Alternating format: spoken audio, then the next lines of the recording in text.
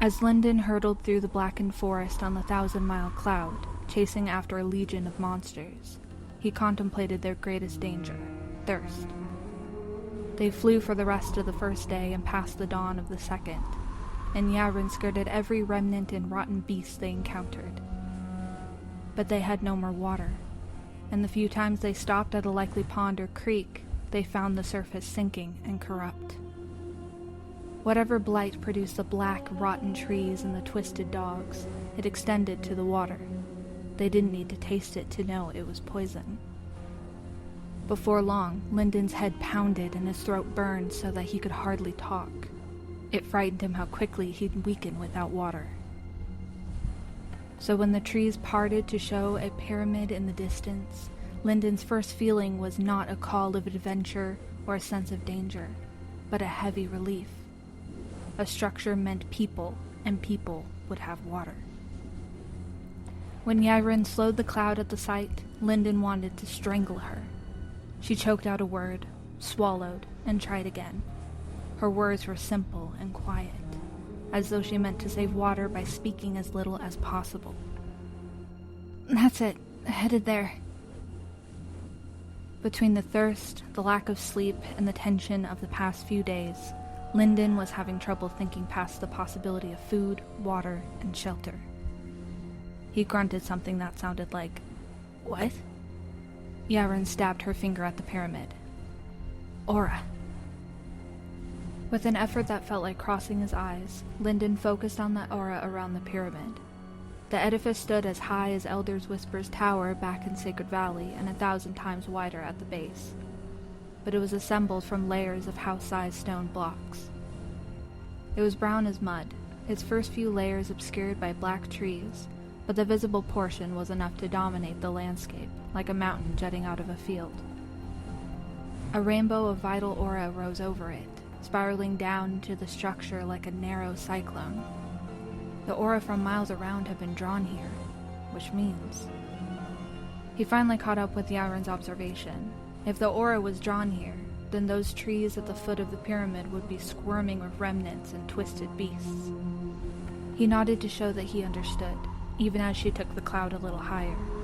The cloud was meant to skim over the ground rather than fly, and it started to struggle at about 10 feet above the earth.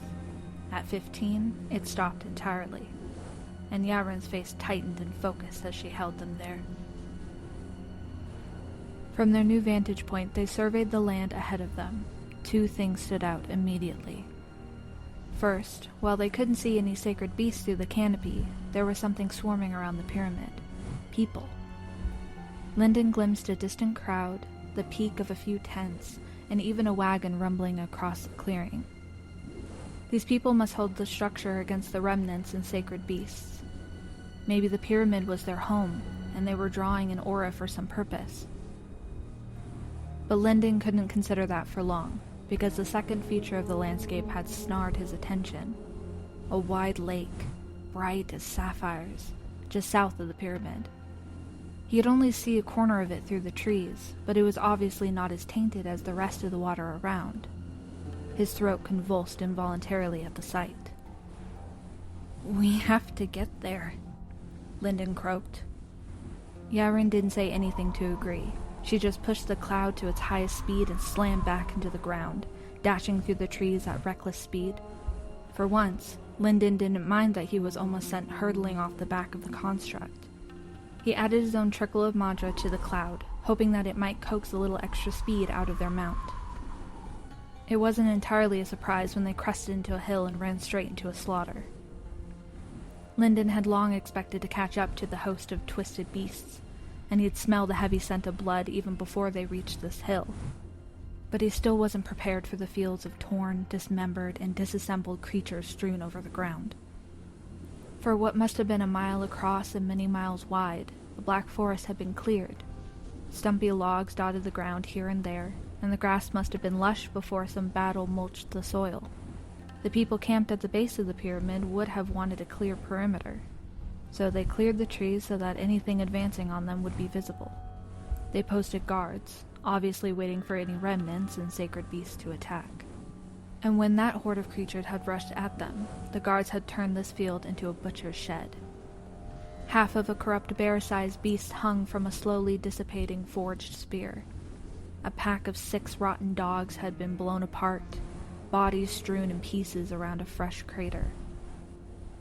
A pile of glowing green debris marked the death place of one of those insectoid snakes that had been stalking Lyndon and Yaren. One centipede leg was still scratching at the bloody mud even as the motes of green essence drifted away from it. Similar scenes of destruction marred every step for a mile. Across the clearing, a line of sacred artists stood in front of the low wall of spiked wooden logs. Even at a distance, Lyndon could tell they were powerful. There was a unique confidence, almost arrogance, in high advanced sacred artists.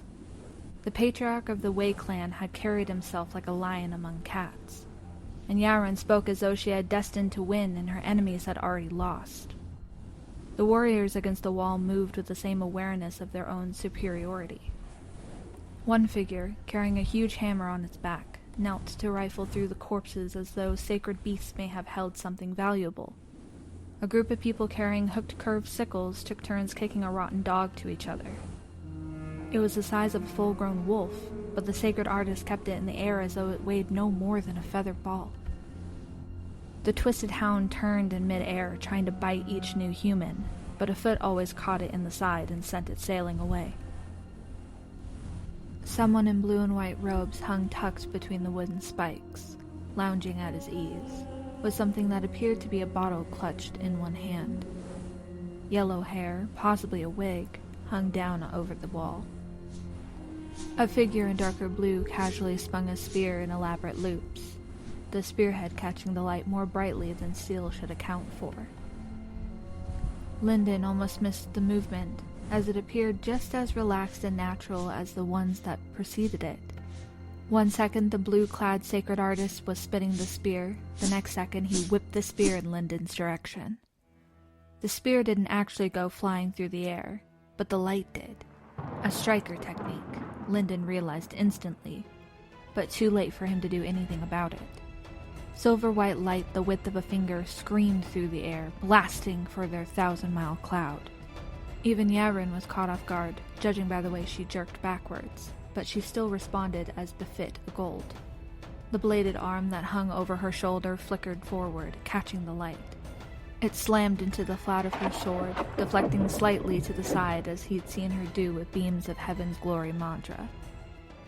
With Heaven's Glory, though, there had been heat as a byproduct. It would have scorched him.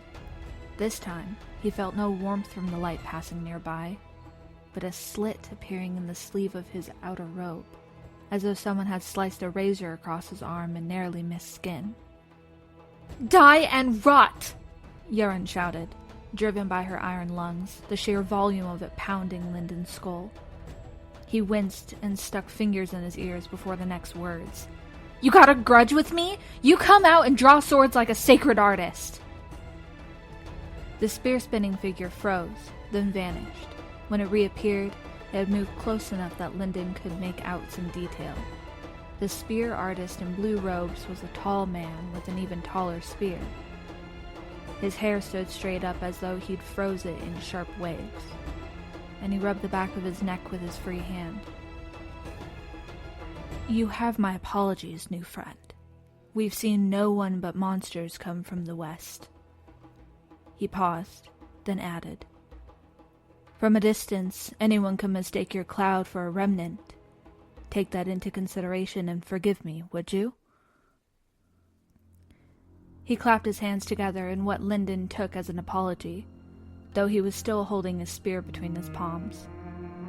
Yaren hopped off the cloud, gesturing to Lyndon. "I'm hauling a copper," she said. Her voice was still hoarse from thirst, but anger lent her words strength. "You nicked me with your spear and I'll survive, but how'd you apologize if you gutted a junior?"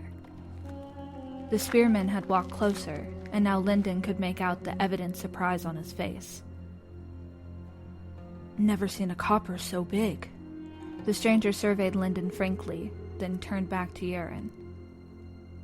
"Is he, He tapped the side of his skull. Yaren stood absolutely straight, steel arm poised over her head like a scorpion's tail, one hand on her sword, and her tattered robe blowing in the gentle wind. "What do they call you?" she asked. The man in blue tucked his spear under one arm in a practiced motion, bending at the waist. "I am Jai Sen, of the Jai clan, whose honor echoes in every corner of the Black Flame Empire. To repay the insult I have caused you and your junior, I would take responsibility for guiding you through the camp of our 5 factions alliance." 5 factions? Yaren asked, but Lyndon had joined her by then, with Pack on his back and 1,000-mile cloud drifting behind them. "Water," he said, and Yaren pointed to him. "He's right," she said. "Water." Jaisen patted at the cloth wrap that belted his waist. "Ah, forgive me. There's no drinkable water for 12 miles outside the Pure Lake. I should have considered that you'd be thirsty." He pulled a stoppered water skin out of his wrap and laughed. "Half a minute into our acquaintance, and I'm already a bad host. Forgive." Yaren had already snatched the skin from his hand. She guzzled it down, spilling water over her chin, and Lyndon suddenly had the crazed, suicidal idea to jump for her and try to wrestle the water away. But she tossed the half-full skin to him, breathing heavily, and he had scarcely caught it before squeezing it into his mouth. It tasted stale and musty, as though the water had been wrung from the fur of a wet dog, but he didn't care. The relief as water cut through the desert of his throat was like shade on a hot day. He had only taken one swallow before he choked, doubled over coughing, and had to wait until he recovered his breath to continue drinking. He finished the contents in seconds and bowed, presenting the empty skin back to Jaisen. He would have thanked the man, but he didn't trust his own speech. Jaisen eyed him with interest. "Clearly you have been away a long time. Where did you come from, I wonder?" "Our home lies to the west," Lyndon began, his voice still rough, but Yaren cut him off. "We're from beyond the winds," she said. "We have no blood with you or your enemies." Jaisen waved that away as though it hadn't been what he meant at all, but he also looked relieved. "There's no concern of that, none at all. The only enemies of the Jai clan are monsters and tyrants, and even the blind can see that you are an innocent and intrepid adventurer." His smile included both of them, but Lyndon noticed that his words did not. "Gratitude, honored Jaisen, for your generosity," Lyndon said, to improve his image in the eyes of the stranger. "The Jai clan must be great indeed, to defend their home from such an army of beasts." Sen smiled proudly, straightening up and planting a spear in the ground. "You have a good eye, little brother. The Jai clan is not the only faction in the Alliance camp, but we have defended this land as though it is our own for hundreds of years. Since the ruins rose and the dread beasts crashed every day like the waves of the sea, the Jai clan has slain more than any other." Yaren shifted her blood-red belt. "We're fresh across the border, Sen. Heard no whispers or mentions of these ruins, though I think we've met your dread beasts." She kicked the severed head of a dog so far that it arced through the air and over a hill. Lyndon winced and looked away, though Sen didn't seem to notice. "Jai Sen, if you please," he said. "I'm a blood member of the clan. It would be my honor to explain the history of the transcendent ruins to you, sister." "Yaren," she said simply. "And you, little brother?" "This one is Wei Shi Lyndon," he said, bowing with both fists pressed together. "Jai Sen's kindness to humble strangers is an honor to his family and a credit to his clan." The blue-clad spearman laughed out loud and clapped Lyndon on the back. "If you keep talking like that, Wei Shi Lyndon, I'll have to keep you around." "If it pleases you, you can call this one Lyndon, as his family does." Jason looked surprised for a moment, then sympathetic. He squeezed Lyndon's shoulder with one hand. "They'll take you back someday, little brother." It seems the older man had come to some awkward conclusion, but before Lyndon could clarify, a hand on his back shoved him forward.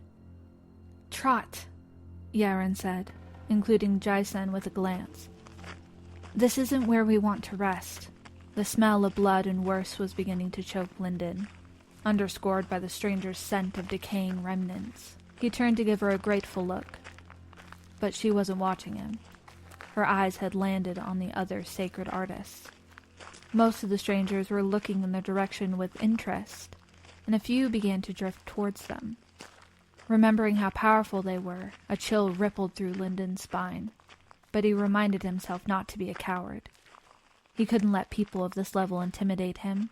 His goal was much further away. These shouldn't be frightening enough to discourage him, but judging by Yaren's gaze, she wanted to avoid a meeting even more than he did. Jaisen strode forward, oblivious to her wariness or pretending to be so. "Please don't be offended if I assume you know nothing about the desolate ruins." The blocky pyramid loomed over them, blocking out light, and it looked even more ominous in his copper sight. "That would not offend us," Linden said. "Only a week ago, it was nothing but a minor outpost of the Pure Lake Temple. Don't trust your eyes," he said, sweeping an arm out to include the wooden walls and the crowds of people Linden could see inside. "All you see before you was constructed on the spot by valiant sacred artists of the wilds. It's amazing what we can accomplish when we unite, as the grand patriarch of our clan once believed." Yaren stabbed a finger at the pyramid. "You built that?" Jaisen gave a sheepish laugh. "No, naturally not. Those are the transcendent ruins, built by masters ancient beyond memory. No living sacred artist could construct something like that these days. But as impressive as it is to the naked eye, the truth will set your minds ablaze." He turned to walk backwards, bending over so that he was on an eye level with Yaren. Linden had to skip a step so the man's spiked hair didn't take him in the eye. And that close he could see that the hair actually seemed metallic. It must be the physical change that came upon artists as they rose to gold, like Yaren's extra limb. 7 or 8 days ago, a team of fishers were working the Pure Lake in the gray light of the early morning. As dawn broke, the lake began to tremble like a bowl in unsteady hands.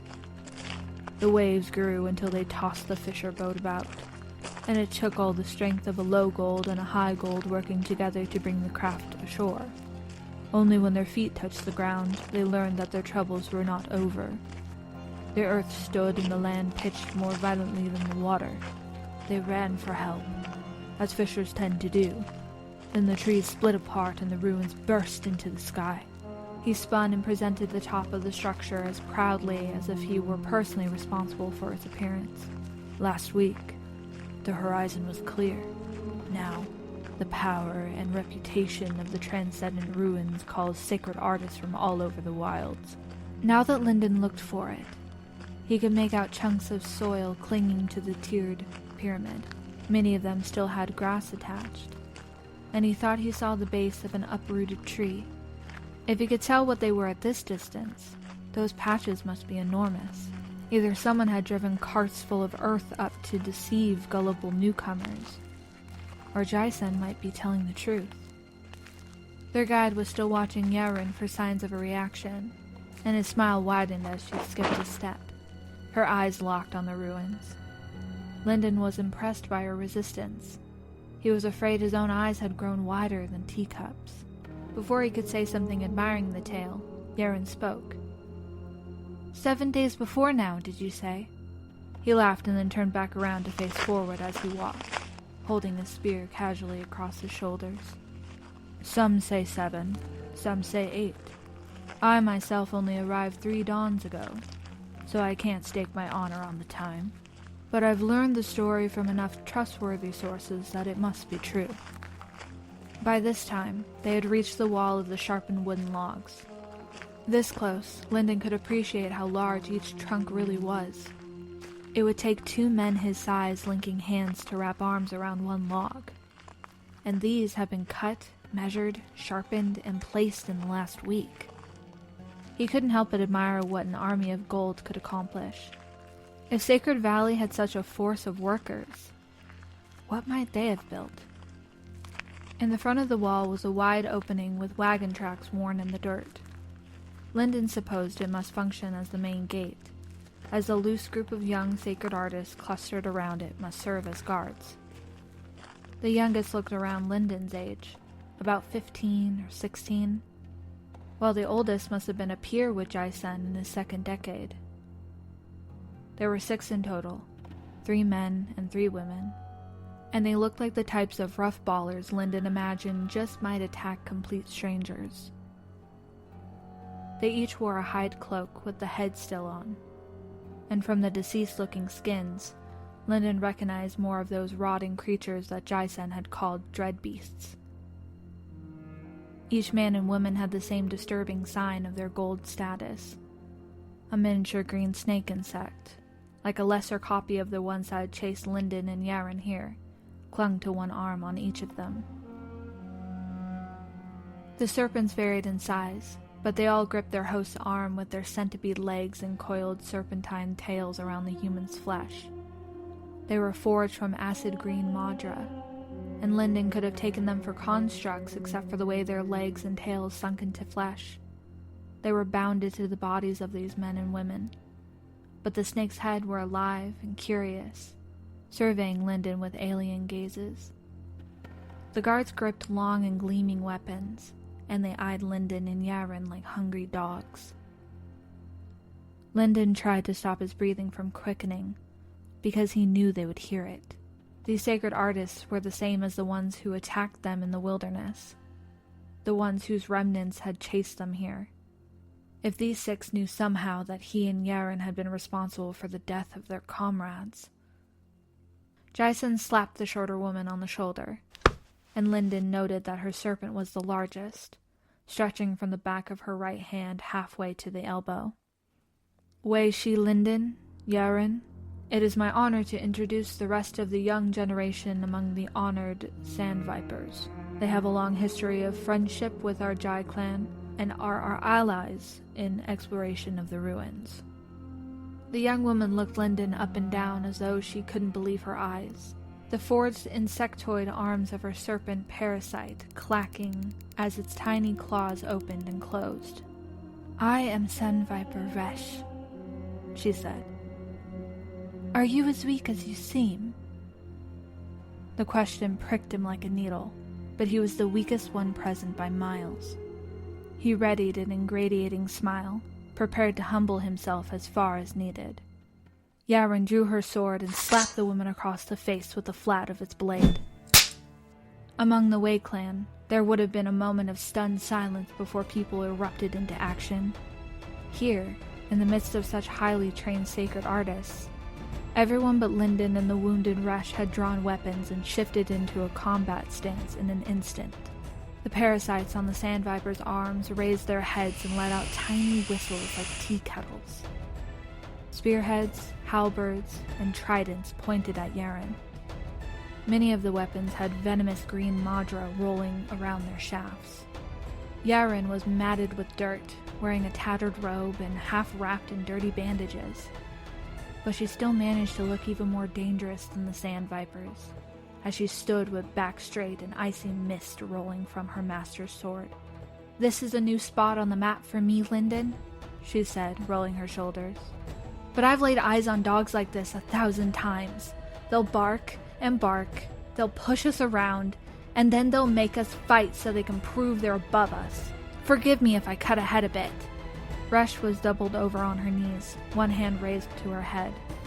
When she moved it, Lyndon saw an angry red welt on her cheek in the shape of Yaren's white blade. It looked as though it had been burned into the skin. She gripped a long haft axe in the ground and unfolded. "You," she began, but before she got halfway to her feet, Yaren's sword had already met her on the other cheek. Resh doubled over again. "Heard this song before," Yaren said to the woman on the ground. "There's eyes all around, so the only way you get out of this is by beating me face to face. But it's too late for that." Nearby, the group with the hooked weapons had dropped the dread beasts they'd been tormenting, looking to the Sand Vipers with interest. The young man draped over the wall blinked bleary eyes and focused on them. A lone, distant figure with a black cloud over its head actually rose a few feet in the air to get a better look. Yaren wrapped her knuckles on one sand viper man's forehead, and he actually recoiled. His green serpent, a tiny thing tightly wrapped around his wrist, whistled a warning. See? Now they've got a tiger on one side and some rocky cliff on the other. They could rush me together and beat me bloody, but then they're the weaklings who joined hands to beat a wounded stranger. Resh rolled to the side, gripping a spear, but Yaren had expected it. She whipped her sword up, leaving an all but visible scar hanging in the air. Lyndon had seen one of these before, a razor-sharp blade forged in mid-air and left there as a trap. Resh froze, the edge of Madra half an inch from her nose. You're strong, you get respect. You're weak, and you better know someone's strong. Yaren slowly laid the flat of her blade down, resting it on top of Resh's head. The sand viper woman flinched, and frost began to form in her hair. Yaren looked down, staring until Resh reluctantly met her eyes. The copper's with me, Yaren said. Lyndon stood like a statue, too wary to show any signs of pleasure at the humiliation.